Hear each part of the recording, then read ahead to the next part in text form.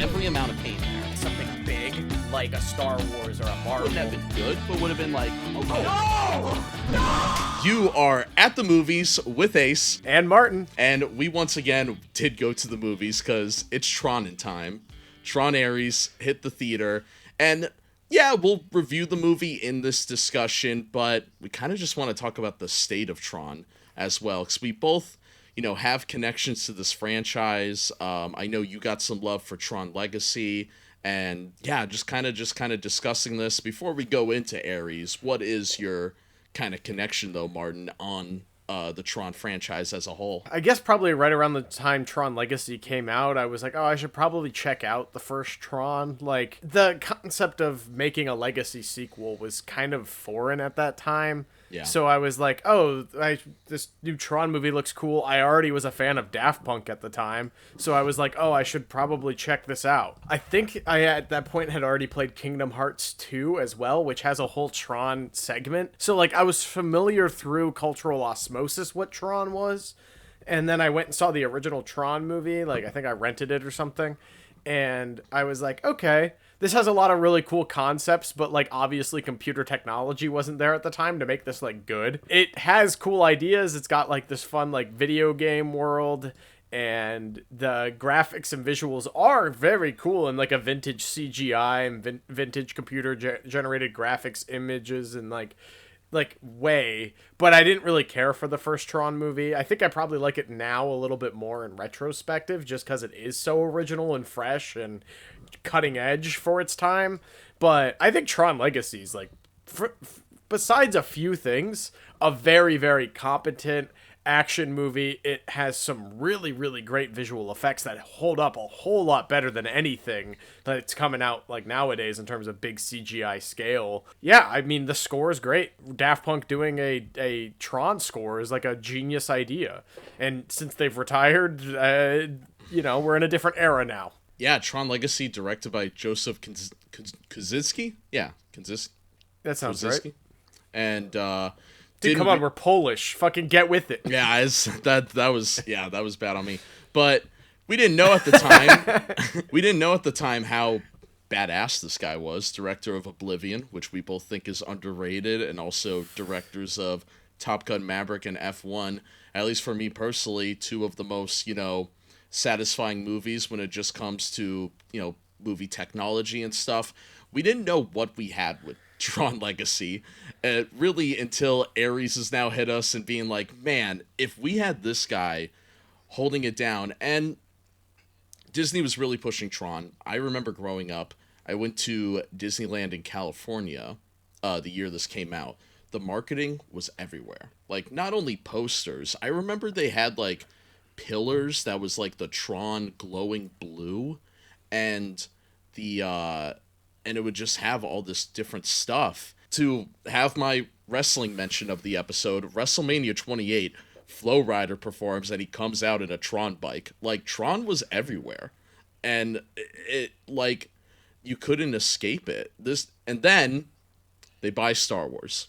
And I think that was the big detriment to Tron not having a franchise. Because Legacy, yeah, it wasn't the big cultural zeitgeist thing they wanted, but I feel like they could have made a franchise out of that, which confuses me even more with Tron Ares, because you think it's a reboot, but it's not, and then it's like, okay, it's a sequel, but then they kind of write off the characters of Legacy in the opening credits of this movie, pretty much, but then at the end, they sequel bait that's going to connect to Legacy, and I'm like, so what was the point of any of this? Just make Tron Legacy 2. Yeah, I mean, it's too late, and Tron Legacy is also kind of a cult movie now. Like, I mean, people don't really talk about Tron. There's not, like, Tron fans. And it's not like a James Cameron thing where it's, like, the same auteur is behind this. Like, if Joseph Kosinski, or whatever the fuck his name is, wanted to make this, then we'd be in a different spot. But, like, he's clearly moved on to do bigger and better things, like a Top Gun Legacy sequel and an F1 movie that also feels like a Top Gun Legacy sequel. Like, his vision is in other places. The Days of Thunder sequel is my, theory. That's your headcanon? Yeah, it's gonna happen, I swear. Oh, they're making a Days of Thunder. Yeah, I wouldn't be surprised if they make a Days of Thunder too. I think Tom Cruise would be all over that. But yeah, I mean, like, they had a visionary that is incredibly good with cinematography and special effects, and it didn't make the money that it needed to warrant a direct sequel. Like, you're talking about this media campaign they had for Tron Legacy. I think I was probably the only kid in my elementary school or middle school that went and saw the damn thing. It didn't do that well. I had a really kick-ass racing game on my PSP that was Tron. It was everywhere. That was the big thing for Ares. Where's the video game? Like, I'm not even saying you need a console game, but where's the cool phone app game or something? Like, the marketing for this was awful compared to Legacy. I mean, the only marketing I saw for Tron Ares at all was like a year ago when they announced at D23 that Nine Inch Nails was going to be doing the soundtrack, and I was like, wait, isn't this the one starring Jared Leto? I'm not looking forward to this. And then, like, I'm not gonna lie, the Nine Inch Nails doing the soundtrack, especially after the Challenger score last year, is like, okay, fine. They're billed as Nine Inch Nails, not as Trent Reznor and Atticus Ross, which is what they've been billed as their entire filmography. So I'm like, you know what? I'm gonna have to see it. I did see it. I was the only person in my Midtown Manhattan movie theater on like at 8:15 on a Wednesday. Like, people. There's not that much in theaters, especially like action movies or like for kids or like a family appropriate movie or whatever. Like, I was alone in this damn theater, and I'm like, this is just sad. It was sad. I actually had like a bit of an existential crisis. I called my therapist for the first time in like 3 years. It was rough. It was really rough seeing this movie by myself. I'm sure Jared Leto has sent a lot of people to therapy, and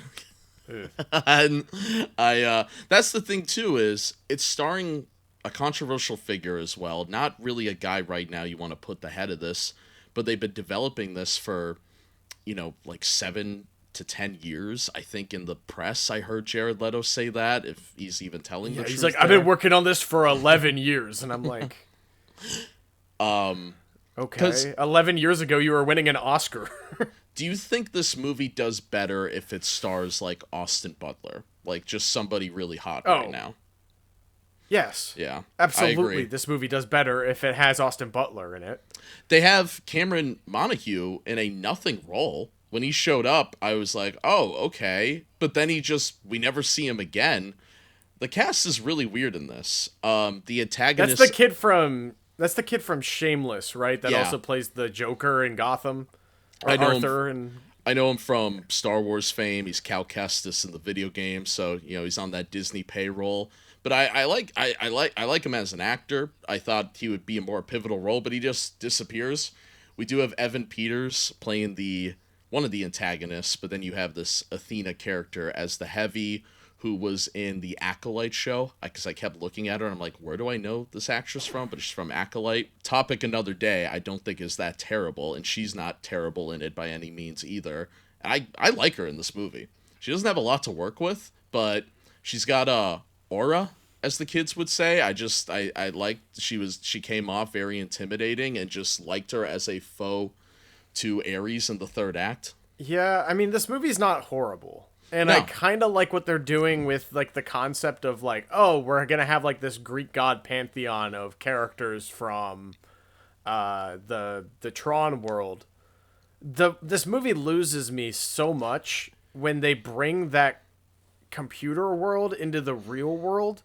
It's, like, it's completely elevating the stakes in an artificial way. Like, the world that this movie takes place in is, like, all of these giant tech companies, there's like 3 of them, I think, own everything, and it's like this AI dystopian thing, and it feels like too dark for like what this needs to be, and then bringing these threats to the real world is like kind of the antithesis to Tron. It's stupid. I feel like this plot of bringing Tron to the real world would work better if this was like the 5th movie, but this is only the 3rd. And it's from a franchise that not a lot of people are familiar with anymore. The fish out of water story works for an established franchise, the Smurfs go to New York City in like 3 movies because the Smurfs are just so established. Nobody knows what Tron is. Everybody knows what the Smurfs is. And yeah, to do a weird story like this, and then the Ares character is doing this Terminator story where he's from this different world, comes into our world, starts to become human, essentially, or have emotions like a human. It's derivative. They try to, but it's Jared Leto. Yeah, and it's a story we've seen a billion times. There's no originality to it. He likes the 80s for some reason. We don't really know why. Like, it's not like a Star-Lord thing. Like, he doesn't have like a thing of 80s music on him or something like that. He just likes it out of nowhere from doing research, I guess. Jeff Bridges shows up only because he said because Ares' presence makes him presence. In that scene, I was like, what the fuck are you on? What are we doing? Like, there could have been a way more creative way to bring Jeff Bridges in. Like, not to bring up the trigger word, but it was very sequel trilogy to me. Like, oh, here comes the ghost of Luke Skywalker. Like, why did they just force ghost Jeff Bridges, who was such a pivotal part in Tron Legacy? There were 2 Jeff Bridges in Tron Legacy. And then at the end, to sequel bait Legacy of these movies coming together? Fuck off. Like, stop hinting at the movie I wanted to see. That's my big problem. Like, I don't think that this is inherently like a horrible movie. It just has some stupid decisions, and like I think the visuals are fine. They're nowhere near as good as Tron Legacy, and it's sad because this is like 15 years later. Like, the visuals should be awesome. But the problem is, instead of it being in this computer world where you can mostly just use visual effects, they try to put it in the real world, but then they mostly shoot all of that in a studio anyway. So then they have graphics making the real world and then graphics on top of that of what... It's like, why make it harder on yourself? Just do one layer of fucking graphics and visual effects. Don't do like, oh, it's a city and then we're going to add the grid to it. It's like, just do the dark computer world. That's cool. We like it. And the technology is not that hard. Like, the fucking Tron Legacy does it so much better in every way. And it's like, that movie's also still not perfect. That's like a 3.5 star movie for me. Maybe that's a 4. The exact rating I have for it, actually. Maybe the soundtrack bumps it up to a 4. That's about as good as that movie is. Yeah. Like, the script is bad for that, too. These movies aren't supposed to be, like, some big franchise. It clearly doesn't work. It doesn't make any sense. It's so funny, too, because this morning I was talking with my parents, and of course they asked what movie did I check out recently, and I said, oh, I saw Tron last night, and they thought it was a reboot. They're like, oh, so is it like a reboot? I'm like, no, it is a sequel from the 1982 movie. It's more of a sequel to the 1982 movie more than the one that came out 15 years ago for some reason. Legacy does it so well because it is a sequel but doesn't rely on the original. This one, like, there is a whole sequence where we are in the original movie, and I'm like, okay, maybe I like this, but I don't even like the first Tron all that much. I like Legacy, so it wasn't hitting nostalgia for me as anything. That is probably the highlight of the movie, is when they go back to the original Tron, definitely. and like that stuff's cool. I don't care about any of the characters. I think like the cast that they have, if you swap out Jared Leto with just any sort of main guy, it can even be someone who I don't think's particularly good. Yeah, like, you don't even need a good actor. I don't know if you saw Caught Stealing, but that was Austin Butler in a like down and out character, like action thriller. He doesn't show a lot of emotion in the Bike Riders either, but he's got that Clint Eastwood type of acting to him sometimes. What, I mean, was Scott Eastwood busy? Throw him in this movie. That would have been better. Liam Hemsworth, sure. Like, speaking of, they're doing another fucking Pacific Rim movie. Oh, allegedly with Jared Leto. Oh, yeah. I just saw also in Masters of the Universe, Jared Leto's playing Skeletor. Who in Hollywood just loves Jared Leto? Dude, we gotta stop casting this guy and stuff. He's gonna ruin Hollywood. And he's like 55 years old at this point. It's not like this is an up and coming actor either. Like, Dude, like 5 years ago, you and me made a video on Duel of the Takes called The Last Great Actor, Jared Leto, ironically going through his entire filmography with our friends Alden and Jory. Like, it's been 5 years and he's still making dog shit.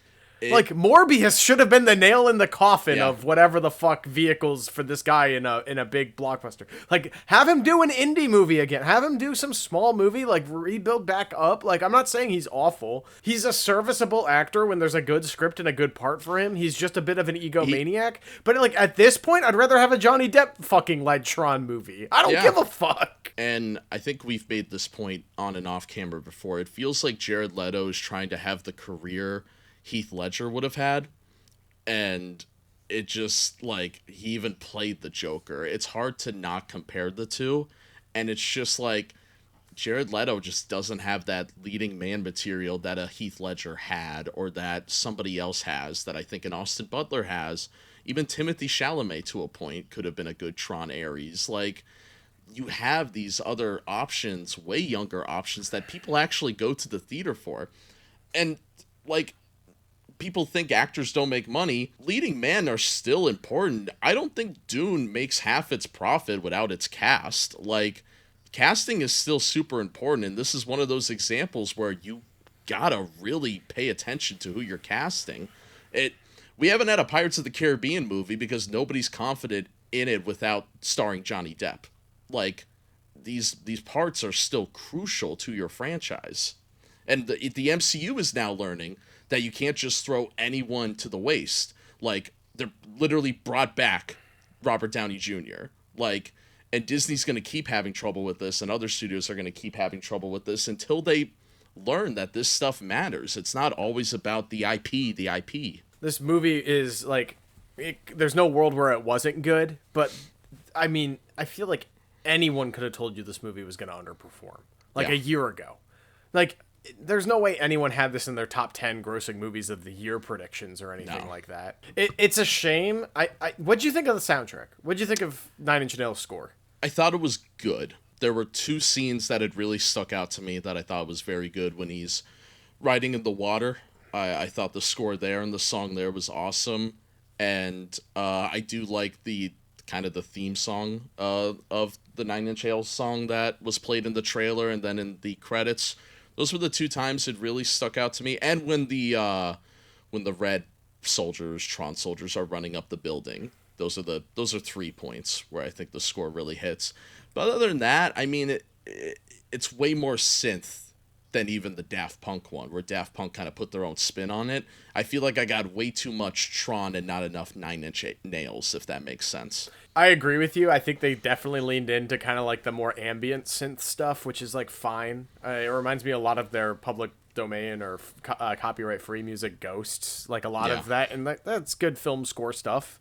Yeah. Like, obviously that works, but like the actual like proper songs, like they do the job for me. I just wish that it was mixed more music forward. Like, if this honestly just was like a 2-hour long music video, I probably would have been happier with it than what I got.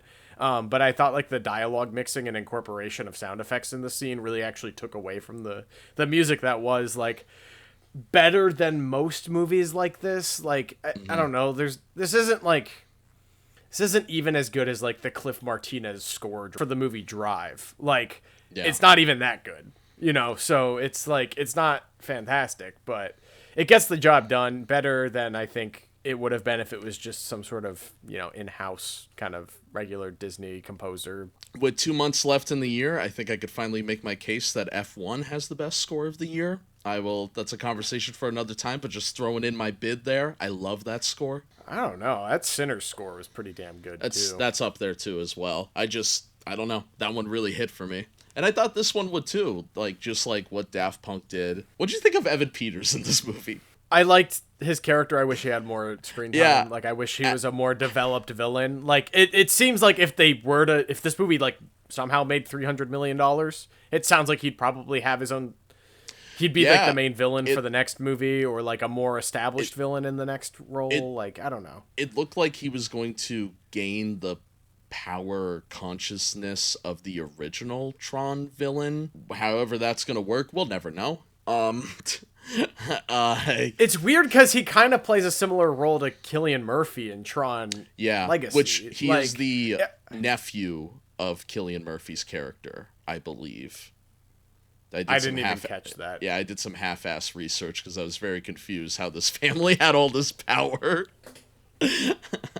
But how did we get to this point where there's like, I guess like a pantheon of gods from other dimensions? There's computer in real life. This movie franchise is based off of a video game. The first movie, Jeff Bridges plays a video game designer who's pissed that he's not getting the credit for designing the video game.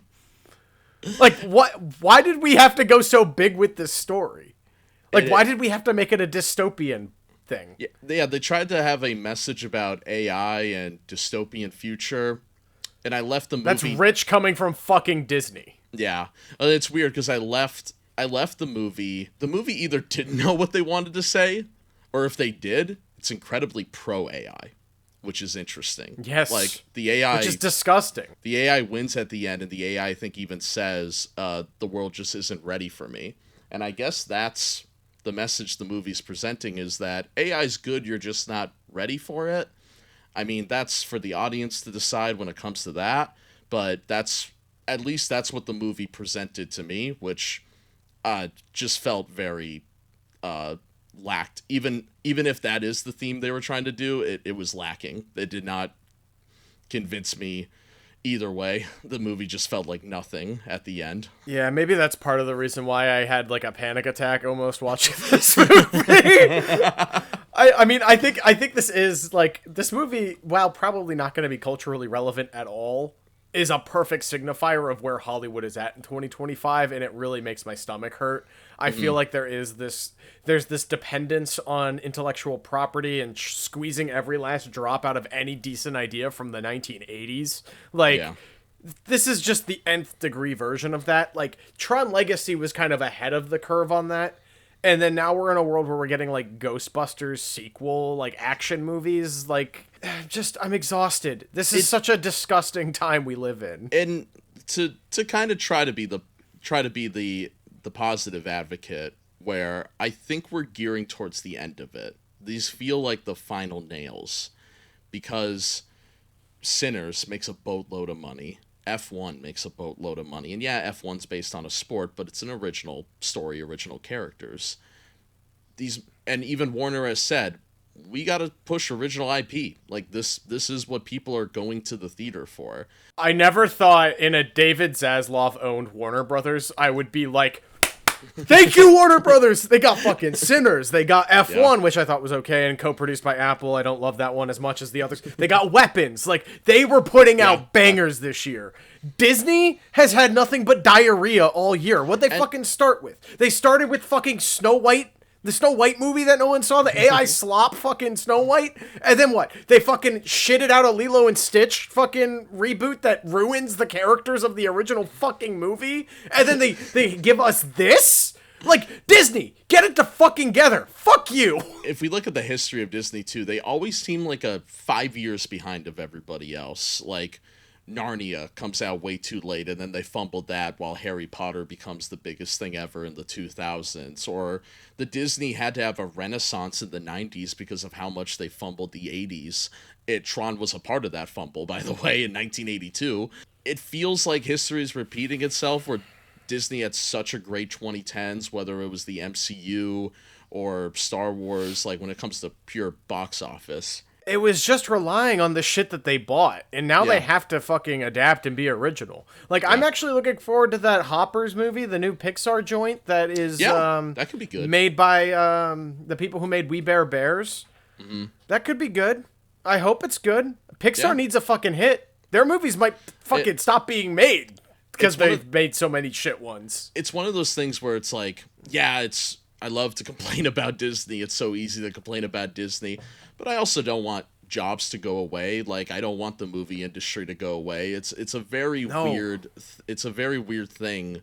I wish I loved Tron. I wish I could say I love Tron Ares, go support it in the theater, but I can't. I couldn't. The quality also needs to be there. You got to have it both. You got to have your cake and eat it too. What did you rate this one over on Letterboxd? I gave it 2.5, and that even might have been a little too much for it, but it's not the worst thing I've seen all year by any means, and it's probably the worst Tron movie. I don't really like the original either. Legacy, I think, is the best by a mile when it comes to both of them. And I think that's my biggest issue, too. It harps on the original a lot, which is a movie I don't care for. So, yeah, I think 2.5 was perfect for it. It's mid. Yeah, I gave it a 2.5 as well. I don't think it's the worst thing I saw all year. It's not even the most unoriginal thing I saw all year, but and the music was cool in theaters. Like, I don't regret seeing it in a theater at all. Like, especially this might be the last Tron movie for the next 20 years. I just don't know who this movie's for. I don't know who the target audience is, because if the target audience is people who grew up with the original Tron, you're advertising this movie with Jared Leto to a bunch of 60-year-olds that are like, oh, I saw Tron once 40 years ago. Yeah, let's go see this one. I don't think there's a lot of boomers that's listening to 30 Seconds of Mars. Well, that's the thing, is I think this movie's target audience should have been people that were late millennials, early alternative rock heads. Yeah, and I don't know, man. This just misses. It feels more like a kid's movie than the first two, which is weird. Yeah, it's so safe, like incredibly safe. I don't know. The movie just from a Why does this movie have the same plot as Pixels? Yeah, literally. Like, I would just wish I liked it more. It made me sad, but it will be on the biggest box office bombs, I'm sure, of all time. Do you have any closing thoughts for Tron? I think on the state of Tron. What would you want Tron to be in the future? If you just had to make a Tron movie, say you were going to lose the rights, what would kind of be your game plan? So I wrote a paper when I was in college about bringing back the mid-budget blockbuster, which has aged pretty poorly. I mean, I feel like there have been some attempts of the mid-budget blockbuster, but they're fewer and farther between. The movies that I pitched that would have fit within that camp are things like Roofman, which also came out the same weekend as Tron Ares and also pretty much underperformed. I think it made like $5 million or something opening weekend. Channing Tatum, Kirsten Dunst, like solid, competent crime thriller rom-com. That's a good movie. That if that was a movie that came out in the 90s, it would have been like probably the biggest movie of opening weekend. But anyway, what I'm trying to get at is I think to do Tron right in today's world, I think you got to scale it way back. Cast a no-name in the lead. Like, it doesn't need to be. They're going to be in a computer suit. Yeah. I think with where technology's at, I don't like these cheap-looking Star Wars TV shows with their fucking LED wall backgrounds. I think they look pretty cheap, considering the fact they're the most expensive TV shows ever made. But, like, let's do that with Tron. Like, why wouldn't you do... If you already have the thing, you just have to pay the visual artist. There's an animated Tron show that Tron heads say is underrated. You know what I think would be really cool for Tron? With all these tentpole Disney movies that are based off of IP, you know how like Pixar movies used to have an animated segment at the beginning? Why don't you do like some sort of like world building or lore surrounding Tron? If like you're doing this Pantheon thing with like Ares and all these gods, do the next 12 tentpole like PG-13 or Disney movies that have CGI bullshit all over them. Do a 7-minute long Tron like series, like almost bring it back to like the serials of the 40s and have like a little bit of world building, make it a special effects showcase, get good soundtracks and scores for these little shorts, and tell these like little small narratives to build to a world where then you can actually hard launch this franchise properly in 5 years. Get a director people want to see as well. Like the director of Tron Ares directed a Maleficent sequel and Pirates of the Caribbean, Salazar's Revenge, Dead Man Tell No Tales, whatever you want to call. He's just a guy on the Disney payroll that makes sequels. Like, no disrespect to the guy, because I actually like Dead Man Tell No Tales. You did good on that one. I also like Maleficent too. Like, those are both decent movies. When it comes to something like Tron that doesn't have an established fan base like Pirates and like Maleficent, get somebody exciting in there that we want to see, like, start a thing. Like, I've never seen a Resident Evil movie, but God, the director of Weapons is doing like the next Resident Evil movie. I'm gonna fucking see that. Dude, I think Paul Walter Hauser's gonna be in that. Yeah, like it's probably gonna be keto. Stuff like That's that gonna you be can get me kick-ass. excited. This movie, the director I've barely heard of, and it's starring a guy that the general public does not really care for right now. And I know Jared Leto's got like a producing credit on it. Maybe he had a big hand on it. Maybe he should have been the bigger man and told somebody to cast somebody else. Because I don't know. I keep Or going put back him in the movie. Him and Evan Peters could swap roles, and Yeah. I think the movie would be better. That's very true, especially Evan Peters for a couple of years there in like circa 2014 thought we were going to be the next like leading man, and he's kind of fallen under the radar. Okay, I've got a little bit for you for the social media that I think could be fun and clippable. So hell bear yeah. with us, podcast audience. Maybe this will make the cut, maybe it doesn't. But I want to play Hot or Not, Okay. but it's Tron Ares versus other bullshit CGI fest clusterfucks that have come out in the past 5 years. You ready? So is Tron Ares So- better than them? I gotta say 2 movies. One of them's gonna be Tron Ares, the other one's gonna be something else, and you tell me which of those 2 movies you prefer. Okay. I like ready? this. Yeah. Tron Ares or Dial of Destiny? Dial of Destiny. Okay. Tron Ares or Ghostbusters Afterlife? Tron Ares. Okay. Yeah. Tron Ares or Jungle Cruise? Tron Ares. Tron Ares or Captain America Brave New World? Ooh. Yeah, I think Tron Ares, as much as I like Red Hulk, he's only in it for like 5 minutes. Tron Ares or Haunted Mansion? Which one? The new one? The newest one, yeah. Did you see the Haunted Mansion movie? I watched it on Disney Plus last year. It was It's not awful. I didn't think it was like terrible by any means. Like, it's a pretty harmless movie, but Sure. I think I'd revisit Tron Ares before I visit that again. And the last one, Tron Ares or Rise of Skywalker? Ugh. I think I'd still go with Rise of Skywalker, and that's on a personal thing because I'll keep revisiting a Star Wars movie to try to figure out whether or not I like them or not. All right, well, thanks for playing my stupid little game. I like that though. It's funny you did bring up Dial of Destiny. As we transition into that, Tron Ares will probably go down in history of being one of the biggest box office bombs. But to kind of stay on the positive, we're gonna do our top 5 box office bombs, whether that's underrated gems or movies that we actually think are great. I think there's one masterpiece on my list. I'll kick things off actually with my number 5. And my number 5 is a weird one. I don't even know if I'd call this a good movie. I went with Deepwater Horizon, a Mark Wahlberg joint. Wait, that bombed? Yeah, it was on the list of one of the biggest box office bombs. It probably had a high-ass budget because I think the set pieces in this are really good. Based on a true story, a true tragedy, really, and something that shouldn't have happened. But yeah, starring Mark Wahlberg, Dylan O'Brien, solid cast. And like I said, you're kind of going to this movie for the set piece. It's pretty much a disaster movie. I kind of got a soft spot for disaster movies. I like movies like Independence Day or Volcano or stuff like that. So this kind of fits in that, realm, or Titanic. Yeah, it's a very recent tragedy too. And I thought, from my perspective, could be wrong, I don't know if there was backlash in this movie. I thought it was handled tastefully. With what they were able to show. It really showed how much of a catastrophe this was. And yeah, I saw it in the theater.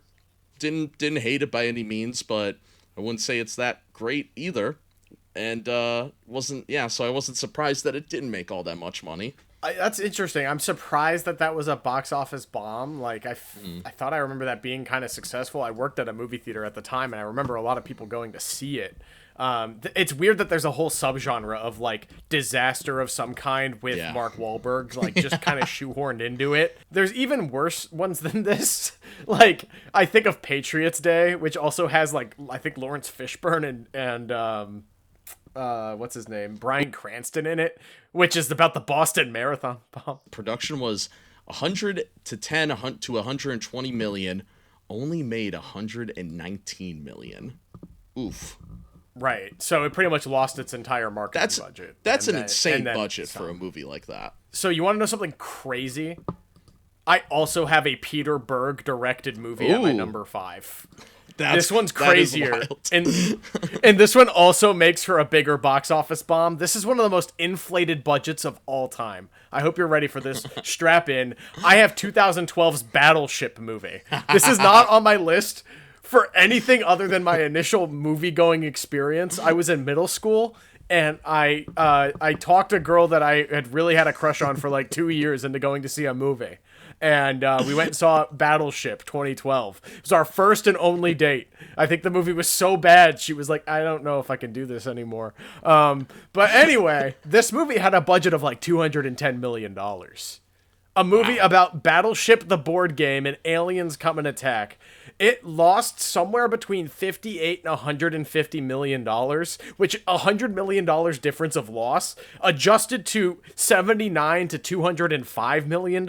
This is the biggest bomb on my list. This movie's horrible. This movie's like worse than any of the Transformers movies. It is essentially aliens attack Earth and these guys on a battleship, like a World Rihanna's War in it, II right? style. Rihanna's in there. Alexander Skarsgård's there. I forget who the main guy is. Someone really forgettable. It's a horrible movie. It's a really, really, really Interesting. bad movie. What I do like about this movie is that it's kind of so bad it's good. Peter Berg is one of those filmmakers that is like old school patriotic in a way that is upsetting, I think, to some people. Like, in a post 9/11 world, we're really making a battleship movie that's maybe really an allegory for something worse. Like, I don't know. You could look into this in a weird way, but he has this the third act. It's not the fun type like Transformers 2 where it's like, oh my god, this is just so fucking ridiculous. You have to just admire how ridiculous it is. He's got some of that baggage that I think Michael Bay carries, but is like really just like the diet cola version of Michael Bay. And the third act of this movie is so fucking crazy. It has actual World War II veterans Oh no. show up and get an original like SS MacArthur like fucking battleship and help fight the aliens. And these aren't actors. These are senile old people. Yeah, These like guys like people with stormed a beach on PTSD. Normandy, are in a movie with fucking Rihanna about trying to blow up aliens. There's also a stupid B plot with this like veteran who or like soldier who like loses his legs to an IED or something. And it's just like there's so much like problematic military industrial complex like forced into this movie. And I think one reason why the budget is such like a fucking question mark and why its estimated loss is such a question mark is because Peter Berg got like the cosign of the US military in the way that you do for like a Top Gun movie to make like military recruitment propaganda. They did that for this. I saw this movie and was like, you know what? I'm never joining the U.S. Army. I'm never joining the Navy. the opposite I'm never effect. being patriotic. It did the exact opposite. And I think I was one of like 14 people who saw this movie. And yeah, sorry, girl in middle school, I made go see this with me. You deserve better. I remember my first date was a movie in 5th grade, and I took a girl to Disney's Oceans, the documentary. Her mom came with her. You took a girl to a documentary for the first date? She, you know, I knew she liked animals. I didn't realize it was going to be like that. I never really saw an animal documentary before to that point. I thought I was big braining, but really it was not a very boring time. There's the part where like the male seahorses are getting pregnant and you're like, baby, that could be me. That's crazy. It's from the same director. That is fucking crazy. All right, number 4, I have a feeling we'll get a lot of flack to not only on the episode, but in the comments. My number 4 is Indiana Jones, Dial of Destiny. I like this movie. I think it's better than the last one. And now, the video game that came out last year is the best piece of Indiana Jones media since Last Crusade, by a mile. This did, the release of a video game actually lowered this a little bit for me, but I think this movie's fun. And honestly, I think we can all relate to Harrison Ford where when he goes into the past and he wants to just stay there and he hates the state of the world. I think we all could feel that way. You know, it all could be a little relatable. And take me back to the opening weekend of Jaws, and I'll just live out my days there. a big theme of this movie is legacy, and I think James Mangold had some really fun set pieces. You know, I think it's well directed. I like the movie. I like Kingdom of the Crystal Skull better. I think Kingdom of the Crystal Skull might be funnier, but I don't know. I also like apologies for not remembering what's her name. I thought she's great. I thought she brought a lot of energy to the film. Fleabag? Yes, Phoebe Waller-Bridge. I thought she brought a lot of energy to the film. I thought her and Harrison bounced off of each other fine. That Boyd Holbrook, they're going back in time to go, because you have Mads Mikkelsen, which, you know, you make him a villain in your movie. That's always a thumbs up for me. They're going back in time to take Hitler's spot. It is so ridiculous that I thought it was so funny. And the fact that they failed in such a funny way too, where they go way too far back. Yeah, they go to the Second Reich. They go to Rome. And it does hark back to the original film where they opened the Covenant when they weren't supposed to and their faces melt, and it's kind of the same setup where they make just an insane mistake. They let their ego get in the way. Listen, I'm always down to make Nazis look like idiots. I don't know. I think Dial of Destiny is a fun time. The de-aging stuff in the beginning didn't bother me. It looked okay. My biggest issue with it is that Harrison Ford still sounded like an old man. The voice bothered me more than the de-aging itself. And the train sequence is good. It's very classic. I don't know. I like it. I know I'm in the minority there, but it's my number 4. It's not cracking my top 3 or anything anytime soon, but I wanted to give it a shout out. Nice. I simply don't agree, but yeah, whatever. We're allowed to disagree.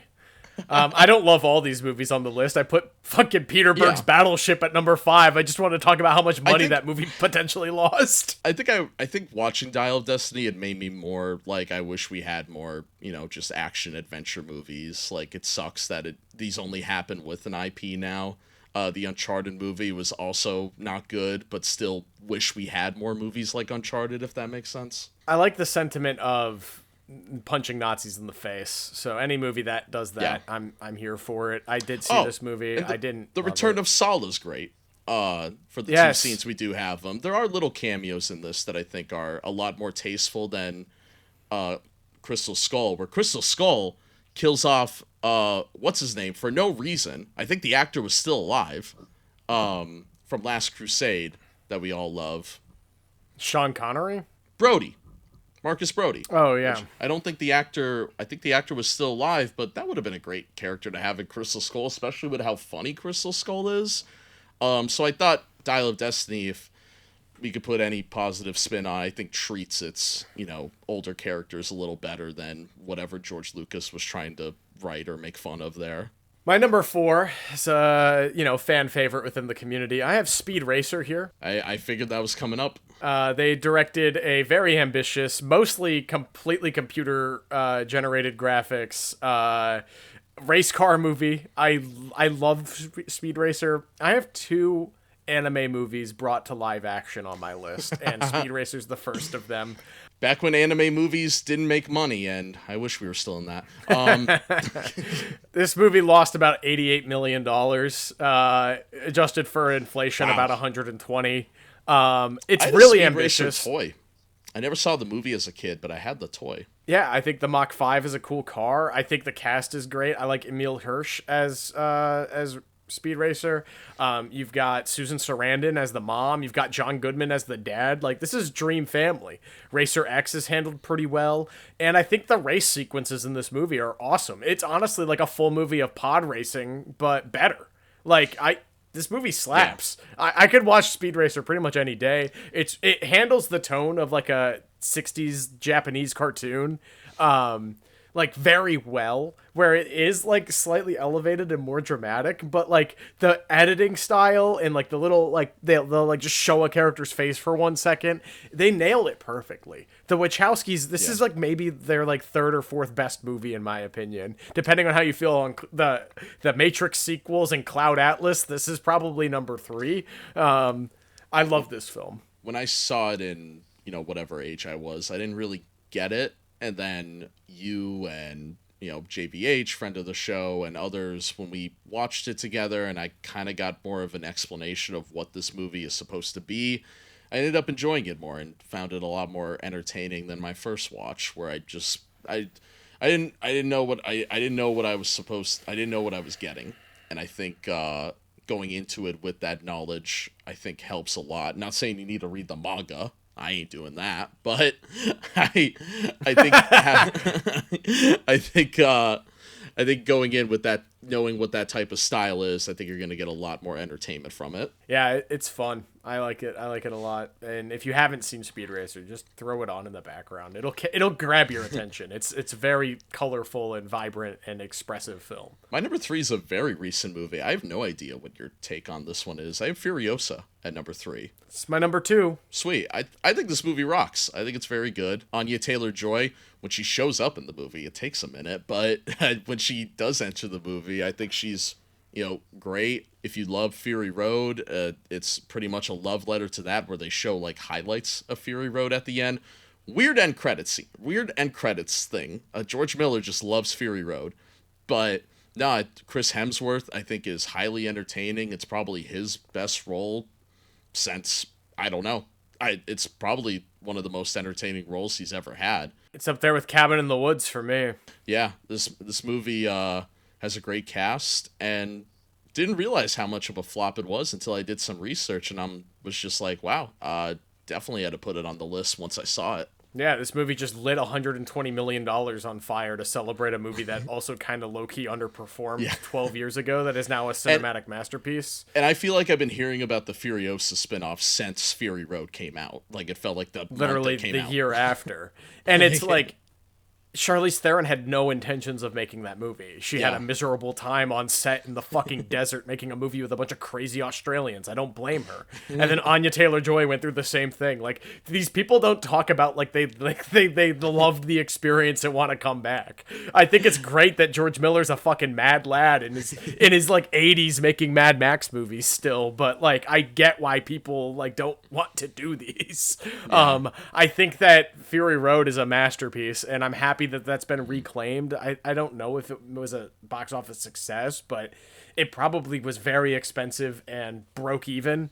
Furiosa just, it's too late. You can't make a movie like this 9 years later and expect it to just, carry directly one audience to the other. If it came out in like 2017, I think I would have been so down, because when I heard about the spinoff, I'm like, oh, I'll definitely see that. And then, once the trailers started hitting for the movie, I remember just having like oh, this is still a thing? And then I saw the movie and, enjoyed it quite a lot. But yeah, I think from a general audience perspective, it was, the zeitgeist was gone. I like that it has chapters and it's like separated into almost different movies. Like each one kind of has its own beginning, middle, and end. It feels like an epic. Yeah, and it is truly a saga. And I like that. I also like how much like world building and context we get into the world for Fury Road. It's nice to see Furiosa as a more fleshed out character and to see where her origins come from, but it doesn't necessarily yield a better movie knowing where, Immortan Joe and knowing Furiosa's history with him really comes from. Like, yeah. It's good, and I like the scenes where they are overthrowing. Like, the best part of the movie is when she becomes the co-captain to that guy's giant truck, and they have to go on that mission. It's right in the middle of the movie, and it's like the best 40 minutes of the movie. But then we have to have the revenge plot with Chris Hemsworth in the final act, and I just don't care about that stuff as much. I had a really funny moment in the theater when she first gets kicked off the truck, and the driver is walking back on the road and he's really far away. of course, it's in the Mad Max world. He's dressed just like Mel Gibson's character, and I'm like, are we about to get a de-age Mel Gibson? Like, I was like, what?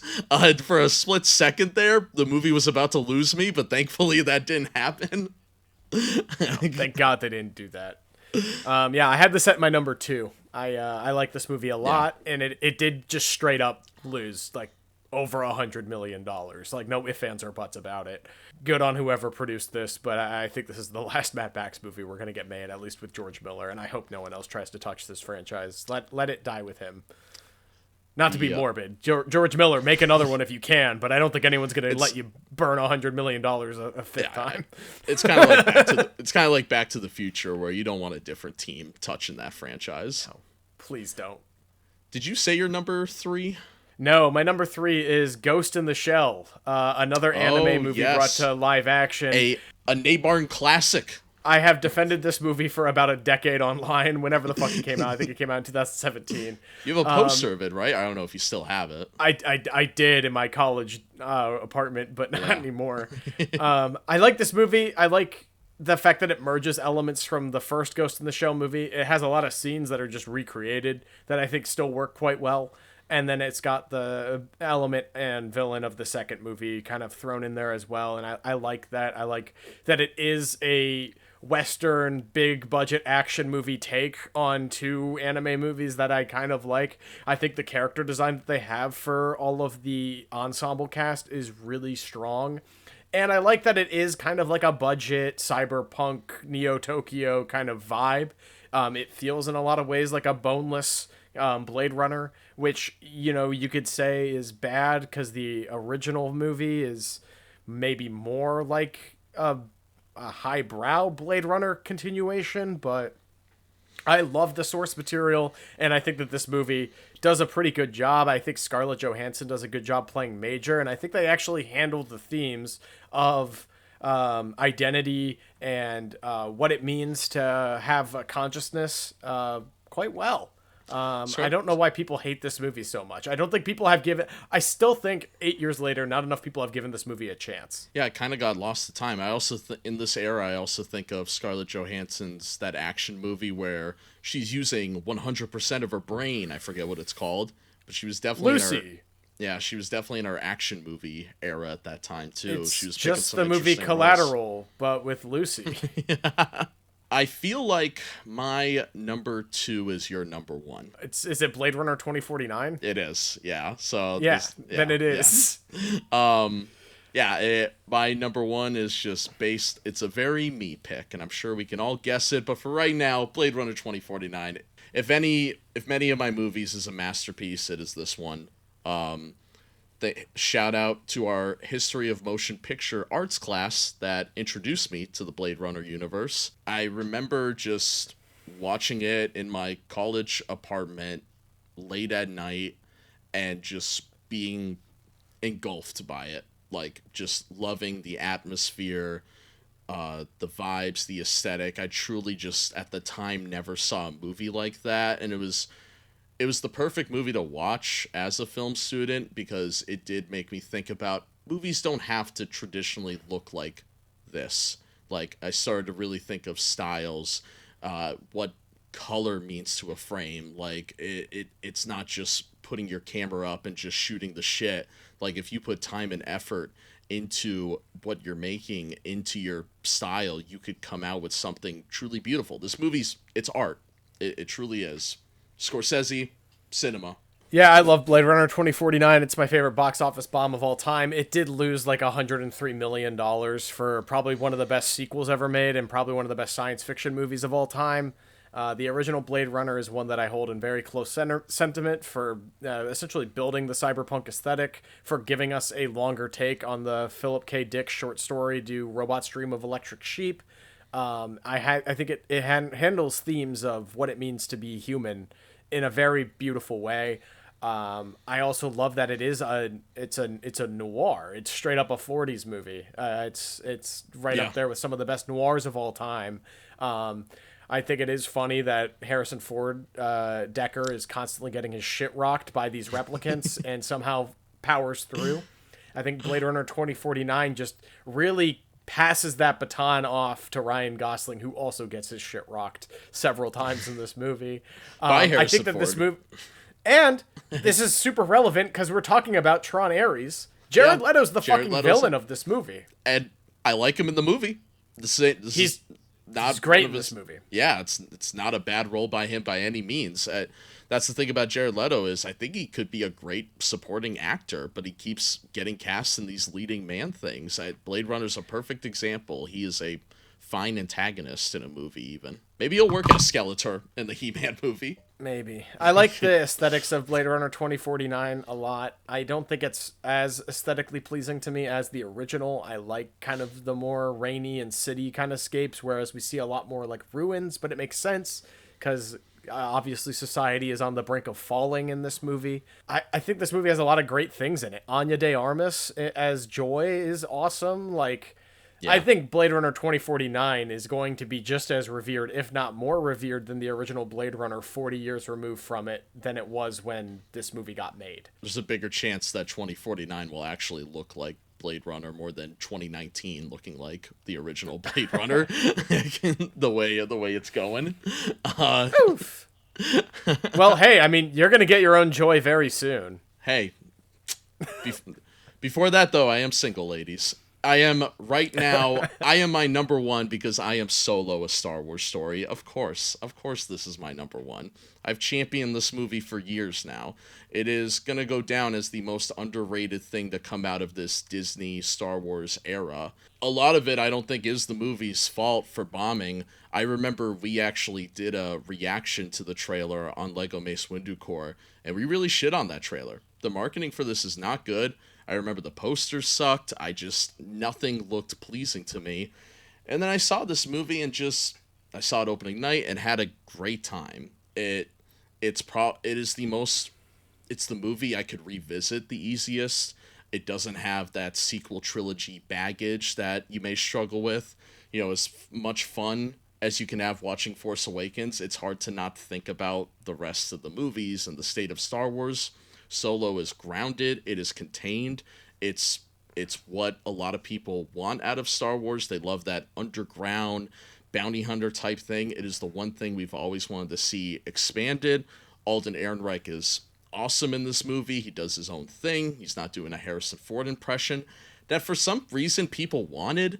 I don't want to just sit there and see somebody try to do an impression. It's my biggest issue with biopics. I'm glad this movie doesn't feel like a Han Solo biopic in any way. And yeah, it's not a masterpiece by any means. I don't really like how he gets the name Solo. It's kind of funny though. I do like it. I think that's probably one of the few things that stayed in the movie from Lord and Miller, and that's kind of my big issue with the movie is that it's very clear that at one point this was going to be something completely different that we hadn't seen before. And then the studio freaked out and was like, sorry, Lord and Miller, your guys' cut is awful. You shot 80% of the movie. We're going to bring on Ron Howard to just clean it up a bit and redo it and make it more safe and studio friendly. And like, that's fine. But I think at one point there was this probably really earnest, but also tongue-in-cheek satire of what a Star Wars movie could be that I think I would have liked more. But we'll never know. Maybe it was horrible. Maybe the studio made the right decision. There might be a better movie. I don't know if you've seen in recent news, Kathleen Kennedy starting to get the I treated you too harshly treatment. With this whole news about the Ben Solo movie and stuff, it sounds like she wasn't blocking these ideas as much as it was Disney and the studio, which I was ahead of the game. I got so much shit for defending Kathleen Kennedy, so I just want to say that I was right the whole fucking time. But going back to Solo, yeah, there could be a better movie in there somewhere, but and this is purely just from a Star Wars fan, I didn't think I'd ever want to see the Kessel Run, but I thought the Kessel Run was actually a lot of fun. Donald Glover as Lando is also very good. I like that he wins the Falcon back. Yeah, he's kind of like the thing in this movie that even if you don't like it, you probably appreciate and wanted to see more of after the movie. He brings a lot to Lando and plays him really well. The cast kicks ass. I mean, Alden Ehrenreich, Emilia Clarke, Donald Glover, Woody Harrelson, Jon Favreau, Phoebe Waller-Bridge plays L3. Paul Bettany as Dryden Voss, I think, is actually a really underrated antagonist. Thandoe Newton, I believe is how you pronounce the name. Apologies if I didn't, but Beckett's girlfriend in this. I love that crew in the beginning. She's very good in it as well. It's kind of a little Pirates of the Caribbean at the end too, which is probably why I like it, with everyone kind of betraying each other. You don't really get that in Star Wars. You kind of have like the blind like team coming together usually in these movies.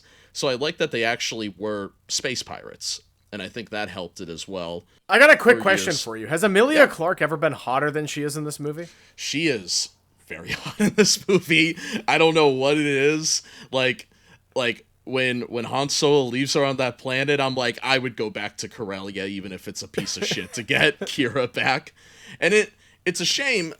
They do sequel bait like Disney likes to do with the Darth Maul stuff and Kira, and I found that stuff so interesting. We might get it in this Maul spin-off show. I think it's called Maul Shadow Lord. It's an animated show. I don't know where it takes place. I love Darth Maul, though. If they're gonna do this underground syndicate that Darth Maul was a part of, me leaving the movie, I wanted more of that. Do I wish it was in a movie? Like, I think a Solo sequel would have been a lot of fun. That's not happening. It is what it is. But yeah, I can't champion this movie enough. It was going in a direction of Star Wars that I wish we kind of were going into. I think we would have been better off. Yeah, I agree. I like this movie. I don't know if I like it quite as much as you do, but yeah, it didn't offend me, and it was better than I thought it was going to be. When I was putting this list together, I'm like, is it better than Blade Runner and Furiosa? No, I can't say that. But it's a movie I've championed for years, and it's a movie that it's better than my bottom three. I can't complain. I think it's a movie that would have worked out in the positive if it wasn't a box office bomb. Like Blade Runner, Furiosa, we have those movies.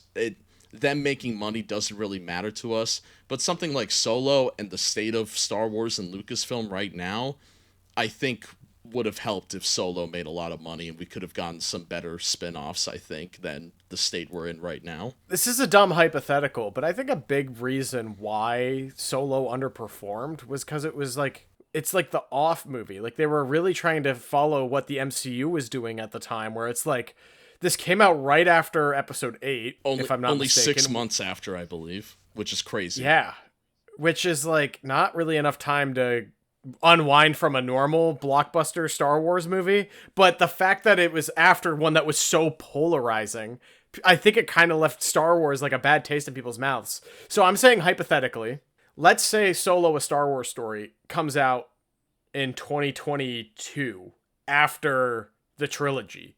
They don't do that offbeat movies. Does this movie become a financial and like critical success? Because I think it's a good palate cleanser from a Skywalker continuation. I think it does. I think it does work, and I think it also had a horrible release. It was in between Infinity War and Deadpool 2. Like, we were at the height, the peak of superhero like oversaturation. Like, people were seeing those movies no matter what. So to pluck Solo in there, especially next to Infinity War, like, Disney, why are you competing with yourself? And then in December, Disney decides to do Mary Poppins Returns instead, and that's another box office bomb. So yeah, I think you're right. If you plop Solo in December or in a couple of years in 2022, I think it's at least profitable. I think it's at least good enough to warrant a either sequel or Disney Plus spinoff, something. Not where it's completely shut off. I keep hearing talks about a Lando show that Donald Glover and his brother are writing it. Whatever. I'll believe it when I see it. Aside from I wouldn't mind. I would watch that. I'd be down. But until I actually see it, I don't believe anything's in development, unfortunately. And it all started with this movie. That something happened after this movie where they were just afraid to do anything, or they get too scared and fire a director halfway through. I don't know. We've been living through the curse of Solo pretty much for 8 years now. Yeah, and I know you haven't seen it, but another hypothetical is, like, I really, really think that Andor is a strong show. Yeah. Like, it's a great show separated from Star Wars, and it has, like, Star Wars in it, but it isn't really a Star Wars show at all. It's just like an Orwellian apocalyptic space sci-fi show. And maybe a solo show wouldn't work, but I think a Kira show might work, especially it stars, a TV show, Hall of Fame type actress in Emilia Clarke. It just makes me wonder why Disney would do Rogue One, which is this like really tonally serious like prequel to A New Hope, and then do something that is kind of like an offbeat and like comedic prequel, like in between. Like if they're doing the every other year thing, I feel like there should have been the Star Wars Skywalker saga, and then these tonally offset prequel trilogy within the like. I don't. What the fuck were they doing? And why was there no plan? And this movie, after this movie was supposed to be Josh Trank's Boba Fett, so whatever the hell that was gonna be, we would have had 3 tonally different spin-offs, all in different timelines as well. So none of them could connect. They were truly spin-offs, I guess. You can argue that, but you gotta have some kind of plan to at least try. Like, the Mandoverse isn't the greatest thing in the world at the moment, but at least they're connecting things. Like, you have this movie, and then you have the Ahsoka show. At least there is something connecting all these things. When does The Mandalorian and Grogu come out? Is that next summer? Yeah, in May. Do you think it makes money? I think it does. Or do you think it does. joins this list? It's the one Star Wars property everybody could agree on that's at least good. Like, bare minimum, it's good. Also directed by Jon Favreau. It's a director that always makes money, always finds a way to make money. I don't think it makes $1 billion, but I think it does pretty good. I think it makes more money than both Solo. Well, I think Rise of Skywalker made $1 billion. I think it's in between Solo and Rise of Skywalker, I think, if I was a betting man. I hope you're right. I kind of hope you're right, at least. I kind of also hope you're wrong. I don't think that movie's gonna do well. I think that movie's gonna underperform. I think that movie's gonna make about $200 million. I think it's gonna have the same like taste in people's mouths as Fantastic Four. I really do. I think it's gonna be like, well, I mean, I'm just gonna wait for it to come out on Disney Plus. And I mean, it is a continuation of a Disney Plus show. It doesn't look better, like in terms of the cinematic qualities of it. I wonder if it goes like a modern MCU movie where it has a great opening weekend and then just falls off like a roller coaster, like these recent MCU movies have. I think that's exactly what's going to happen. You have your diehard fan base that'll give you a good opening weekend, but then it just plumbers. And at that point, it comes down to budget. Then you got to make your movies a little cheaper so you can at least make profit. Because you're guaranteed a good opening weekend, but you don't know if you'll have that stability. But you have to pay Pedro Pascal $25 million to say his lines into a microphone while someone else stands there and does the work. I do have a question of your list. Out of your top 5, which one would you want a sequel or continuation in some form? It doesn't have to be a movie either. Fuck it. Battleship 2. No, I'm just kidding. Deepwater Horizon 2? No, I mean, the answer is none of these. I mean, they're all dead in the water for a reason. I think, like, Ghost in the Shell has the most material. Like, there's parts in both movies that they don't really, like, get to. And, like, they do, like, vaguely sequel bait a bit at the end, but it's, like, it's vague enough where, like, you don't need the next one. Like, you could, and the franchise has other arcs and stories and things that are interesting, but I mean, I guess if I had to pick one, it would be that, or if someone has a really great idea like Denis Villeneuve did for Blade Runner, I'd see another Blade Runner movie. There's been like an animated show that was like Blade Runner 2099 or something like that on Amazon that was okay, but like I don't need to see that kind of stuff. I don't, unless George Miller gets to pick somebody that he trusts to make a Mad Max movie. I don't want anyone else making a Mad Max movie. Like, he would have to hand select somebody. And, like, you know who I think could have done it at some point, but I don't think can now, and we'll see with Running Man, is Edgar Wright. Edgar Wright probably could have made a really fun Mad Max movie 10 years ago. We'll see if he's washed. I'm a little worried about Running Man. I'm not going to lie. I have 3 honorable mentions that I wanted to shout out. Oh, boy. Cowboys and Aliens was pretty much my Battleship pick, but I couldn't fit it on the top 5. Saw this movie in theaters, had a great time. Haven't seen it since. And I might keep it that way. And I also got Disney's Tomorrowland, another failed box office Disney movie that we both have championed in the past, just talking amongst ourselves. just underrated. I like the cast a lot as well. Hugh Laurie and George Clooney are two, A-list actors we both enjoy. Then I have the 2003 Peter Pan live action. I had that at my number 5, and I decided Battleship was going to be more interesting to talk about. I really wanted to put on my top 5 because I think this movie's incredibly underrated. Nobody talks about it. I think it's pretty good. Yeah. Yeah. It lost a lot of money, but like I think it looks pretty cool. I think it strikes a darker but interesting tone. The mermaids scared the shit out of me as a kid. I saw this in theaters. Yes, another going back to our Halloween special, this was another thing that scarred me as a kid was those mermaids. That's like when I saw Stranger Tides, I was immediately, don't trust those mermaids. I've been here before. I know what we're doing. And it's so much better than the Ozzy Butterfield Pan movie. And it's so much better than that, what was that? Was that the one with Hugh Jackman playing Captain? Yes, Captain No, he Hook. plays Blackbeard. No, he plays Blackbeard. Oh, and you're right. what the He has fuck's that his mustache. name? Jude Law plays Captain Hook, and he's Peter Pan's friend. Yes, I believe That's so. a weird ass movie. Yeah, the 2003 Peter Pan movie's much better. I love Jason Isaacs as Captain Hook in the 2003 Peter Pan. That's yes. I think that's my who favorite plays live action Hook. Yeah, he's good. The Take that, Dustin Hoffman. Yeah, not a lot of crazy big names. Olivia Williams plays Mary Darling. But nothing ever came of the younger cast. I don't think any of them got huge, unless I'm mistaken, but I don't think so. No, you're right. Yeah, just a very weird lost to time movie that I think is good. Like, what I also saw was a box office bomb, and I didn't know it was the Jim Carrey Christmas Carol.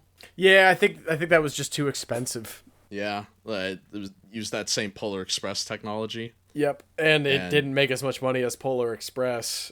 But yeah, no, I think this was a solid list.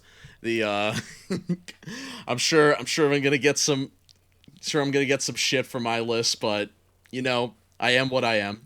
I like this. We have a nice dynamic where I'm like a pretentious and angry film person, and you're like give me more sequels and IP. Yum, yum, yum, yum, yum. I love Solo. Yum, yum, yum, yum, yum. I love Dial of Destiny. We're perfect. We're like the Siskel and Ebert of Gen Z. At least I could recognize that Blade Runner and Furiosa are better in every way. Also IP. Yeah, that's true. There is a lot of original IP that didn't make money on this list, but I just don't like. I don't even count original IP as a box office bomb. That's just par for the course. At least in our lifetime, if it's a movie based off of an original idea, don't expect it to make money, and that's so sad. Like the Valerian and the City of a Thousand Planets, A Wrinkle That's in Time. IP as well. No, that's both true. I IP. guess they're based off of books. Yeah. Yes. Those are failed franchise starts. What a chaotic episode. I hope you all enjoyed this. we had some mini rants. You're recommending a movie for our audience to watch and for me to watch. Yes. One you haven't seen before, but one I have. I'm excited to hear this. What do you got? As a little hint, we just did a month of horror movies, so I thought I'd lighten the mood. We're going to do a rom-com movie, and I wanted to pick a rom-com that was kind of in the fall season, so I decided to go with You've Got Mail. Let's talk about online dating next episode, because oh boy, I think we're going to have an entertaining conversation. I love how you picked this one and not When Harry Met Sally. That's crazy. It was sitting right there, but I figured there's a future guest, I think, on the show that I feel like we're going to talk about that movie with. So not to shove him on an episode, but I feel like that's happening someday. So I was like, You Got Mail. I think it's an interesting conversation, especially these days, of what that movie's impact does have on modern dating. And Tom Hanks joint should be a fun watch. I've watched this movie twice this year already. Holy shit! I will rewatch it. But I just want you to know that this is not only my mom's favorite movie, but one of Cameron's as well. I was about to say, my mom loves this movie. I know that for a fact. Yeah. Oh, dude, my mom has watched this movie probably more than any other movie ever made. My mom fucking loves You've Got Mail. But yeah, that's gonna be a wild combo. I can't believe you've seen it twice already this year. That's not a bit. So you're gonna be prepared as hell. You're gonna have. I'm gonna have a thesis ready to go for next week's episode. So if you're listening to this show right now and you haven't seen You've Got Mail, you're gonna want to check that out. It's probably streaming on like Tubi I was about to say, or something. let me do a quick search and see if it's on a streaming service. Come on, streaming services. It's fucking fall. There's a Thanksgiving scene in this movie. Yeah, it's cuffing season. We have to find our partners for the cold months. Alrighty. Well, this has been At the Movies with Ace and Martin. I'm Martin. He's Ace. And we'll see you on the next one. Unlike a Tron sequel, we will see you very soon. And I...